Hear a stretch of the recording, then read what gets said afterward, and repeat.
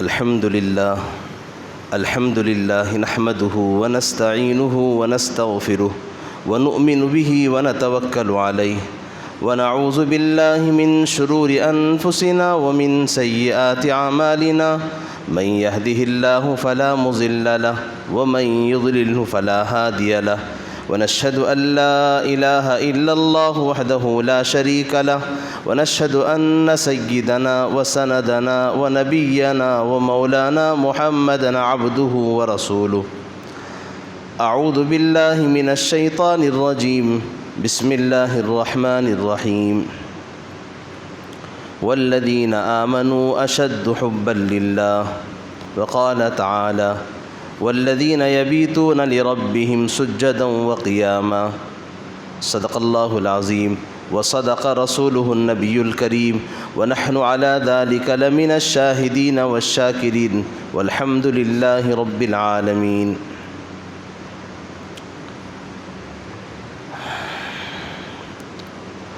معزز بزرگوں اور عزیز بھائیوں، بات چل رہی تھی اللہ کے حقوق کی. دنیا میں ہر ایک کا حق ہمارے ساتھ جڑا ہوا ہے، بھائی بہنوں کا، ماں باپ کا، بچوں کا، دوستوں کا، پڑوسوں کا اور اپنے ساتھ اٹھنے اور بیٹھنے والوں کا. ہر ایک کا حق ہمارے ساتھ ہے. یہاں تک کہ اگر ہم جانور پالتے بھی ہیں، ان جانوروں کے حقوق بھی ہیں ہمارے ساتھ. جب اتنی ساری چیزوں کے حقوق جب ہمارے سے جڑے ہوئے ہیں، کیا ان سب کے پیدا کرنے والے کا کوئی حق نہیں ہے؟ یقیناً ہمارا دل کہتا ہے ہاں ضرور حق ہے. اس حق کو جاننا، اس حق کو ماننا، اس حق کو ادا کرنا بھی ہماری ذمہ داری ہے.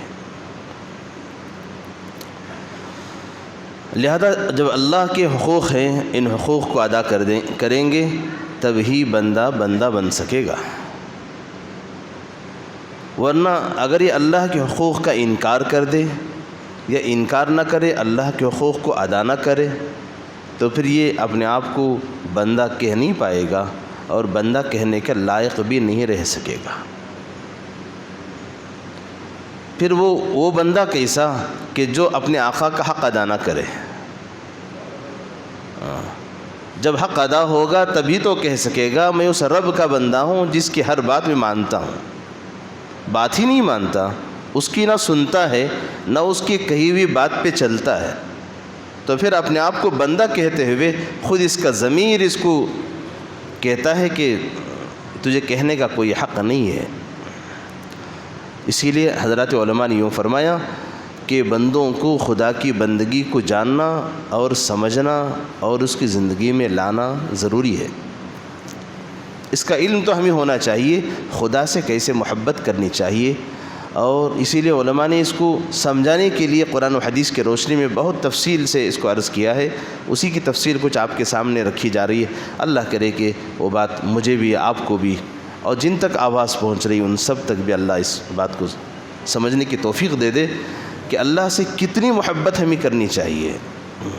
جیسے اس سے پہلے عرض کیا گیا تھا، ماں باپ سے، بھائی بہنوں سے، اپنے آل اولاد سے اور اپنے خوبصورت گھر سے، اپنے مال و دولت سے، تجارت کے سامان سے، دنیا کی ہر محبوب چیز سے جب ہم اللہ کو محبوب سمجھیں گے، اللہ کو سب سے زیادہ محبت کا درجہ دیں گے، اللہ سے اتنی زیادہ محبت کریں گے، تب اللہ کہتے ہیں ہاں ٹھیک ہے تم میرے بندے ہو. اس درجے کی محبت کا مطالبہ اللہ کر رہے ہیں. اب مجھے اور آپ کو سوچنا چاہیے کہ ہماری کس درجے کی محبت اللہ سے ہے. بس یوں ہی گزار رہے ہیں زندگی، کہتے تو ہیں کہ وہ میرا اللہ ہے، میں اس کا بندہ ہوں. اگر دل میں جھانک کے دیکھا جائے ہم کن وجوہات کی بنیاد پر کہہ سکتے ہیں؟ کوئی وجہ ہمارے پاس نہیں ہے. لہذا اگر یہ ساری چیزوں کا علم مجھے اور آپ کو اگر ہوگا، تھوڑا تھوڑا یقیناً اللہ کی محبت تھوڑی تھوڑی بڑھنے لگے گی اور اللہ کی ذات کا یقین بڑھنے لگے گا. انہی میں سے کچھ حقوق آپ کے سامنے آئے تھے اسی کو دوبارہ میں نام بنام دہرا دیتا ہوں۔ پہلا حق تو یہ تھا، وہ ہے اللہ پر ایمان لانا، اس کی تفصیل آپ کے سامنے آئی تھی۔ دوسرا حق ہے اللہ سے محبت کرنا۔ میری نظر میں سب سے محبوب اگر کوئی ہے وہ میرے اللہ ہیں، اور اللہ نے خود اس کی گواہی دی ہے اور کہا کہ میرے ماننے والے، مجھ کو اللہ تسلیم کرنے والے، والذین آمنوا اشد حبا للہ، مجھ سے بے انتہا محبت کرتے ہیں۔ اللہ تو کہہ رہے ہیں کہ ایمان والے مجھ سے بے انتہا محبت کرتے ہیں، اتنی محبت کہ ان کی نظر میں میرے سوا کوئی محبوب ہے ہی نہیں۔ اللہ جب یہ بات کہہ رہے ہیں، ذرا مجھے اور آپ کو سوچنا چاہیے کہ ایسی محبت ہمارے پاس ہے؟ کہ ایسی اس انداز کی محبت کیا ہم کر رہے ہیں؟ نہیں تو پھر تو مجھے اور آپ کو سوچنا پڑے گا۔ اللہ نے جن کے بارے میں کہا ہے، ہو سکتا ہے وہ ہم نہ ہوں۔ اگر ہم وہ ہوں تو ہمیں ویسا بننا پڑے گا۔ جب ویسا بنیں گے تب میرے اور آپ کے بارے میں وہ بات سچ ثابت ہوگی جو اللہ نے کہا یا ایھا الذین آمنو۔ ایمان والا وہی ہو سکتا ہے جو اللہ سے سب سے زیادہ محبت کرتا ہے۔ اس درجے کی محبت ہوگی تو ہم کامل ایمان والے بنیں گے۔ اللہ کی ذات سے محبت ہمارے ایمان کے لیے سرٹیفکیٹ ہے، ایک سند ہے ہمارے لیے۔ ہاں جس کو اللہ سے اس درجے کی محبت ہوگی وہی اللہ کا محبوب ہوگا، اللہ اس سے محبت کریں گے۔ یحببکم اللہ ویغفر لکم ذنوبکم، فرمایا ایسے بندے سے اللہ محبت بھی کریں گے، اور محبت کا تقاضا یہ ہے اللہ اس کو معاف بھی کر دیں گے۔ جس سے کسی کو محبت ہو جاتی ہے، آدمی کو اس کی کمیاں نظر نہیں آتی، خوبیاں ہی خوبیاں نظر آتی ہیں۔ وہ چاہے پھٹی چندی بھی پہن لے، کہتے ہیں کہ یہ نیو ماڈل ہے، اگر اس پہ کچھ داغ دھبا بھی لگ جائے اس پہ بھی کچھ خوبصورتی کا انداز وہ سنوار دے گا۔ کہا کہ اس خوبصورت چہرے میں ایک چھوٹا سا تنکا، اس نے تو اس کی خوبصورتی میں، حسن و جمال میں اضافہ کر دیا۔ اگرچہ وہ عیب ہوگا لیکن اس عیب کو بھی اس نظر سے دیکھے گا جو محبوب کی نظر ہوا کرتی ہے۔ جن کو اس کا چسکا لگا ہے ان کو تو بولنا ہی کیا ہے۔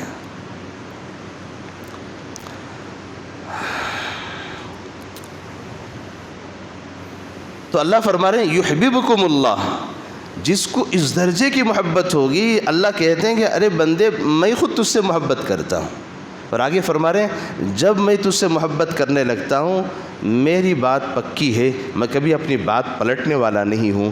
یغفر لکم ذنوبکم، ساری زندگی کے گناہ میں نے معاف کر دیا۔ یہ خدائی فیصلہ ہے، قرآن کی آیت ہے۔ اللہ کہہ رہے ہیں یغفر لکم ذنوبکم، سارے گناہ مٹ گئے۔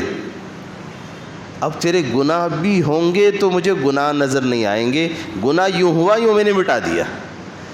پہلی بات تو یہ کہ گناہ کا موقع ہی اللہ نہیں دیتے، انسان ہونے کے ناطے گناہ ہو بھی گیا فوراً اللہ توبہ کی توفیق دیتے ہیں۔ فرشتے نے یوں گناہ لکھنا چاہا، فوراً نیکی ہوگی، گناہ مٹ گیا۔ یہ ہے یغفر لکم ذنوبکم، اب تک ہو گیا سب معاف ہے۔ آئندہ اگر ہونے جا رہا ہے تو اللہ موقع نہیں دیں گے، اگر ہو بھی گیا بھول سے کہ اللہ فوراً نیکی کی توفیق دے دیں گے۔ گناہ وہ فرشتہ لکھ نہیں پائے گا، جس زمین پہ وہ گناہ کیا ہے اللہ اس زمین سے اس کو مٹا بھی دیں گے۔ کوئی اس کی گناہ کی گواہی دینے والا دنیا میں کوئی نہیں ہوگا۔ جسم کا ایک ایک حصہ بھی اس کی گناہ کی گواہی دے سکتا تھا لیکن اللہ اس سے بھی بھلا دیں گے۔ جسم کا کوئی عضو بھی، کوئی حصہ بھی، دنیا کی کوئی چیز بھی اس کی گناہ کی گواہی نہیں دے گی، کیونکہ اس کو اللہ سے محبت ہے، اللہ کو اس سے محبت ہے۔ اور آگے اللہ فرما رہے ہیں کیا تمہیں اس پر یقین نہیں ہے؟ اللہ جس سے محبت کر لے یا بندہ اللہ سے محبت کر دے، صرف اس تھوڑی سی محبت پر اللہ اس کے 60-70 سال کی زندگی کے رات و دن کے 24 گھنٹوں کے خلوت کے، جلوت کے، تنہائی کے، مجمع کے، بڑے چھوٹے سارے گناہ ایک سیکنڈوں میں، سیکنڈ کے اس کے ہزاروں گناہ حصے کے اندر اللہ اس کو مٹا کے پاک و صاف کر دیں گے۔ اللہ کہہ رہے ہیں کیا تمہیں اس پہ یقین نہیں آتا؟ اس کا جواب اللہ آگے دے رہے ہیں واللہ غفور الرحیم، اللہ غفور الرحیم ہے، وہ غفور ہے، وہ رحیم ہے، وہ بڑی رحمت والا ہے، اس نے خود رحمت پیدا کی ہے. رحمت پیدا کرنے والا کتنا رحیم ہوگا کہ انسانوں میں جب اس نے رحمت ڈالی ہے، اسی رحمت کا اثر ہے کہ جانور اپنے درندہ بھی اپنے بچوں کو پیدا کر کے میا محبت کرتا ہے، اس کو کھاتا نہیں ہے. گوشت کھانے والا جانور بھی اپنے بچے کو کیوں نہیں کھاتا؟ وہ تو اس گوشت کا لوچڑا ہے، وہ گوشت کا حصہ ہے، چاہے تو کھا سکتا تھا. کہا کہ اللہ نے اس کے اندر بھی اپنے رحمت کا حصہ ڈال دیا، اس لیے وہ اپنے بچے کو نہیں کھا رہا. اللہ فرما رہے ہیں واللہ غفور الرحیم، اللہ بہت رحم کرنے والا، معاف کرنے والا ہے. لہذا اس کی رحمت کو سمجھو، اس کی غفاری کو یاد کرو. صرف اللہ سے محبت پر اللہ کا اتنا بڑا وعدہ ہے. ذرا اندازہ لگائیے کہ جس کو رات و دن اللہ کے حاضر و ناظر ہونے کا، اللہ کے سامنے ہونے کا، اللہ کے دیکھنے کا یقین جس کو پیدا ہو جائے، کیا وہ کبھی کوئی گناہ کرنے کا سوچ بھی سکتا ہے؟ ناممکن ہے، یہ ہو نہیں سکتا. وہ یقین ہمارا نہ ہونے کی بنیاد پر آج ہم سے جسم کے ہر حصے سے تقریباً گناہ ہم سے ہو جاتے ہیں. آنکھ بھی غلط دیکھ لیتی ہے، زبان بھی غلط بول لیتی ہے، کان بھی غلط سن لیتے ہیں، دماغ بھی غلط فیصلے کر دیتا ہے، دل بھی کسی اور کو محبت کے خاطر جگہ دے دیتا ہے. اسی لیے کسی شاعر نے کہا دل بحر محبت ہے. بحر کہتے ہیں سمندر کو. دل بحر محبت ہے، یہ محبت کرے گا، اس کو تو محبت کرنا ہی ہے. اسی لیے کہا کہ زبان کا کام بولنا، آنکھ کا کام دیکھنا، کان کا کام ہے سننا، دماغ کا کام ہے سوچنا، دل کا کام ہے محبت کرنا. کہا کہ دل بحر محبت ہے، یہ محبت کرے گا. لاکھ اس کو بچا دو، کسی پر تو مرے گا، کسی پر تو مرے گا ہی. ہر کسی کا دل کسی پہ جا چکا ہوتا ہے. کہا کہ یہ مجازی محبت، یہ ختم ہونے والی چیزوں کی محبت، کہا کہ ان کو ختم کر دو. فنا نہ ہونے والی ذات جو ہے وہ ہے اللہ کی ذات. کل شیء ہالک الا ہو، کہ ہر چیز فنا ہو جائے گی لیکن باقی رہنے والی ذات اللہ کی ہے. کہا کہ جب اس کی محبت جب اس دل میں ہوگی، سب سے پہلا فیصلہ اللہ کا وہی ہے یغفر لکم ذنوبکم. اس پر یقین نہ آئے تو اللہ نے آگے بڑھ کے فرمایا ارے یقین نہ آئے تو میری ذات کو تو دیکھ لو، واللہ غفور الرحیم ہے. میرے بھائیو، اللہ کے حقوق میں سے ایک دوسرا حق ہے اللہ سے محبت کی جائے. جب بندہ اللہ سے محبت کرتا ہے، اللہ اس محبوب کے گن گا رہے ہیں. اب دیکھیے اللہ بندوں کی کیسی تعریف کر رہے ہیں. جیسے کسی کو کسی سے محبت ہو جائے، اور رات میں سوتے ہوئے بھی اسی کی سوچ، جاگتا ہے تو سب سے پہلے اسی کو فون یا اسی کی تصویر کا نظارہ یا اسی کے خیالات میں کھو جاتا ہے. اللہ فرما رہے ہیں کہ جب بندے کو مجھ سے محبت ہوتی ہے تو اس کی کیفیت، اس کی حالت، بندے کی حالت کیسی ہوتی ہے. اللہ قرآن میں فرما رہے ہیں والذین یبیتون لربہم سجدا وقیاما. جن کو اللہ سے محبت ہو گئی، ان کی رات بھی سوتے نہیں کٹتی، ان کی رات بھی اللہ کی تعریف میں، اللہ کے گن گانے میں، اللہ کی کبریائی میں، اللہ کی بڑائی بولنے میں گزرتی ہے. فرما رہے ہیں والذین یبیتون لربہم سجدا وقیاما.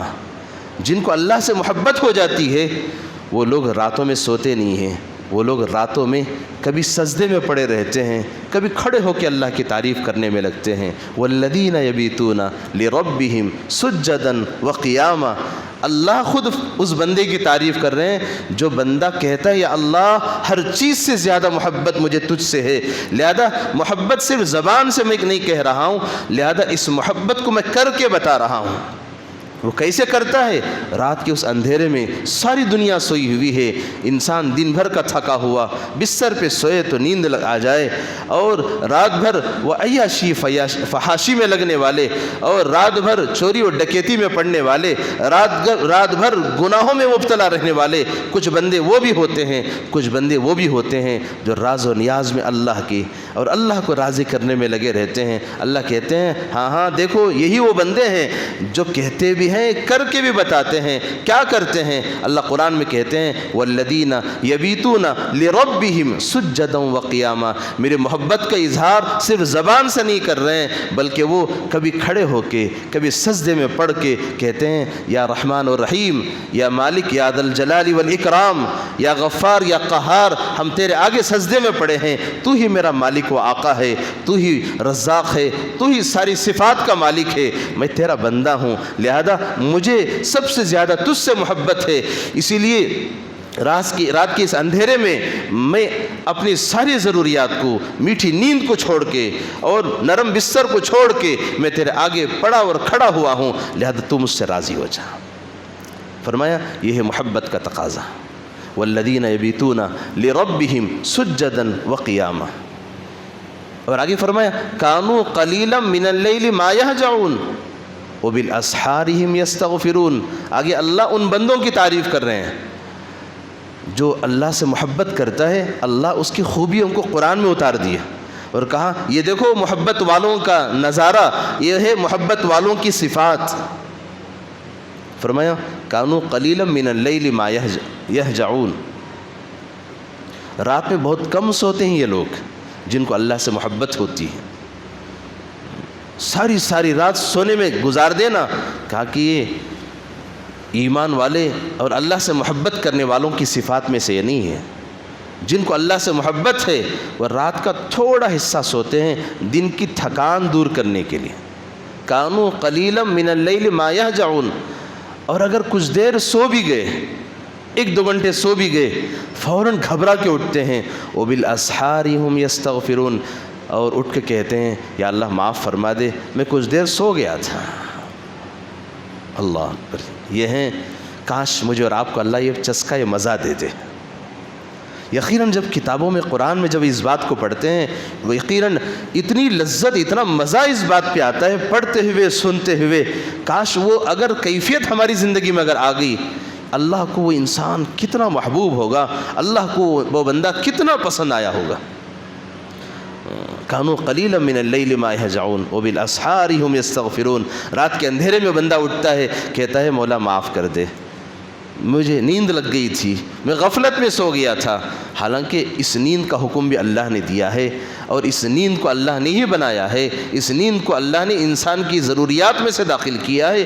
سونا کوئی گناہ نہیں ہے، لیکن جس کو اللہ سے محبت ہو گئی وہ جب کچھ دیر سو بھی جاتا ہے وہ سمجھتا ہے اتنی دیر میں اللہ کے ذکر سے غافل رہ گیا ہے، اور لہذا وہ توبہ استغفار کرتا ہے، وہ کہتا ہے وبالاسحار هم یستغفرون، یا اللہ معاف فرما دے غفلت میں سو گیا تھا۔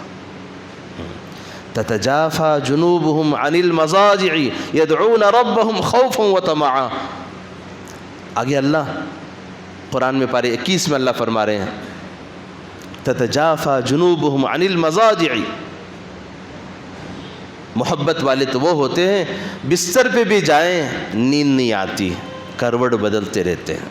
تتجافى جنوبهم عن المضاجع يدعون ربهم خوفا وطمعا، کبھی کھڑے ہو کر، کبھی سو کر، کبھی لیٹ کر، کبھی بیٹھ کر، کبھی سجدے میں اللہ کا ذکر کرتے بھی ہیں، کبھی کروٹ بھی بدلتے ہیں اس وقت بھی، لیکن وہ ذکر والوں کی کیفیت یہ ہے تتجافى جنوبهم عن المضاجع کہ ان کے بستروں سے ان کے پہلو الگ ہو چکے ہیں، وہ بستر پڑا، نرم بستر پڑا ہوا ہے، اور اس کو سکون دینے والی بیوی موجود ہے، راحت پہنچانے والی اس کی بیوی موجود ہے، ساری صفات والی، ساری کمالات والی، ساری خوبصورتی اس کے پاس موجود ہے، اس کے باوجود وہ کہتا ہے نہیں مجھے اللہ سے محبت ہے، لہذا اپنے پہلو کو بستر سے وہ الگ کرتے ہیں، اور الگ کر کے اللہ کے آگے کھڑے، اللہ کے آگے سجدے میں پڑے ہوئے، اللہ کے آگے بیٹھ کر، اللہ کے آگے جھک کر تتجافى جنوبهم عن المضاجع، آگے فرما رہے ہیں اتنی مشکلات کیوں ہیں؟ اگر سو جاتے کوئی بڑا گناہ نہیں تھا، لیٹ جاتے کوئی جرم نہیں تھا تمہارا، کہا کہ ایسا کیوں کر رہے ہیں؟ یدعون ربهم خوفا وطمعا، وہ خدا کی محبت میں ہے، وہ کبھی آہستہ اللہ کو پکارتا ہے، کبھی بے چین ہو کے زور سے اللہ کو پکار دیتا ہے، اور کبھی اللہ کے آگے قرآن پڑھ کے اللہ کو راضی کرتا ہے، اور کبھی اللہ سے کہتا ہے مولا میں تجھ کو کیسے راضی کروں، مجھے یہی تو طریقہ آتا ہے، بس اسی پہ تو مجھ سے راضی ہو جا۔ کیا کہ ایمان والے اور محبت والے جو ہوتے ہیں ان کی کیفیات کے یا انداز کو اللہ خود بیان کر رہے ہیں۔ خود آقا دو جہاں حضرت محمد رسول اللہ صلی اللہ علیہ وسلم کی پوری زندگی اسی کیفیت کے ساتھ گزری ہے۔ دعاؤں میں ایک دعا ہے بیت الخلاء جانے کی، استنجا لیٹرین جانے کی جو دعا ہے، اللہم بسم اللہ اللہم انی اعوذ بک من الخبث والخبائث، یہ دعا پڑھ کے جانا چاہیے۔ یہ جو بندہ اس دعا کو پڑھ کے جاتا ہے وہ صحیح سلامتی سے واپس بھی آتا ہے، کہ جو وہاں جا رہا ہے وہ تو ماموں جانوں کا اڈا ہے، وہ تو خدا نے ان کو دے دیا، کہا کہ جتنے لیٹرین باتھ روم سب تمہارے ہیں، وہ سب وہی رہتے ہیں، ان کے رہنے کی وہ جگہ ہے، اللہ کی طرف سے طے شدہ لوگ ہیں، وہ وہیں رہتے ہیں۔ لہذا جب ان کے گھر میں ہم جا رہے ہیں اپنی ضرورت پوری کرنے کے لیے، آکے ان سے بڑی طاقت والے کو پکارنا ہے، یا اللہ ایسے یہاں لوگ بستے ہیں جو میری آنکھوں سے اوجھل ہیں، جن کو میں دیکھ نہیں سکتا، طاقت کے اعتبار سے میرے جسم سے زیادہ وہ طاقت رکھتے ہیں، وہ ہوا میں بھی بدل سکتے ہیں، انسانی شکل میں بھی بدل سکتے ہیں، وہ کچھ مجھے نقصان نہ پہنچائے، مولا تو ان سے زیادہ طاقت رکھتا ہے، تو میری حفاظت کرنا۔ اللہم انی اعوذ بک من الخبث والخبائث۔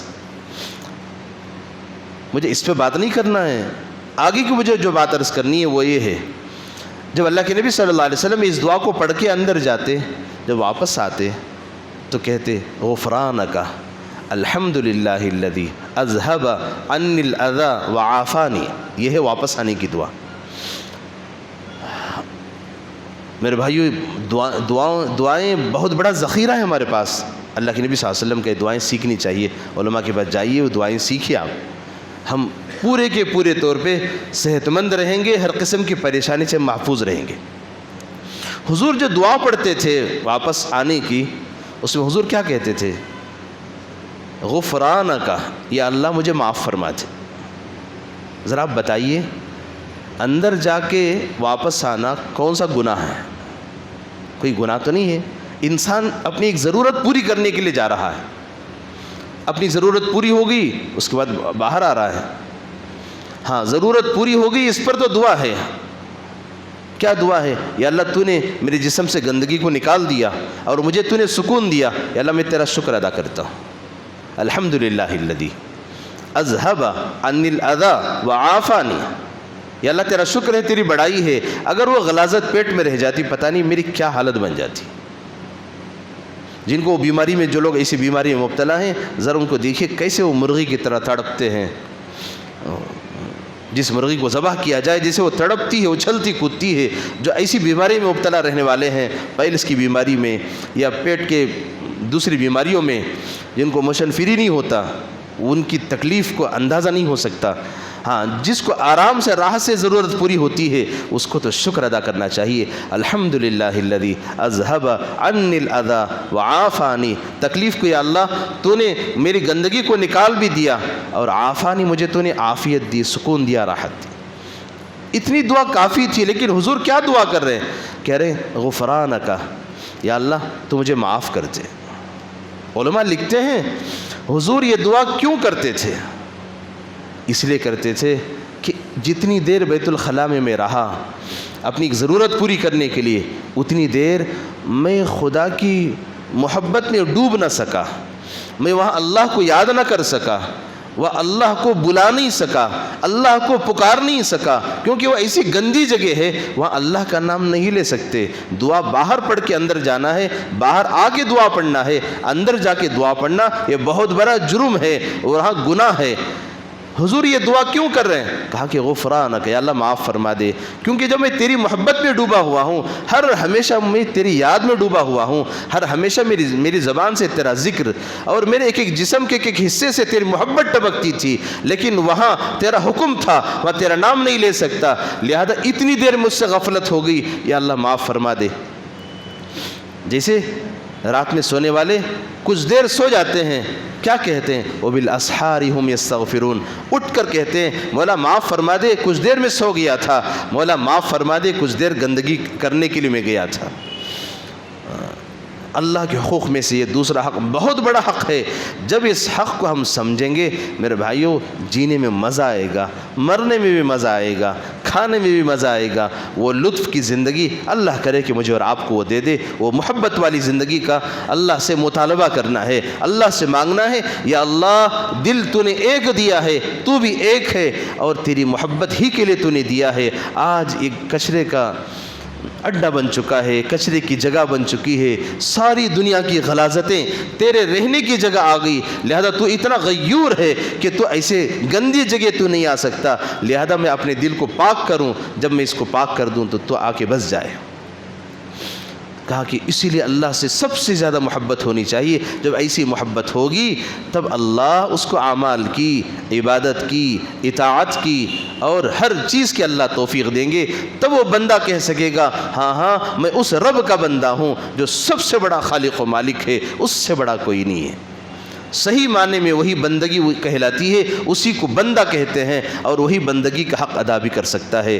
بس دعا یہی ہے اللہ مجھے اور آپ کو اللہ سے وہ سچی محبت، وہ لگاؤ، وہ لگن عطا فرما دے، اور اسی محبت کے ساتھ جینے اور اسی محبت کے ساتھ مرنے کی توفیق عطا فرما دے۔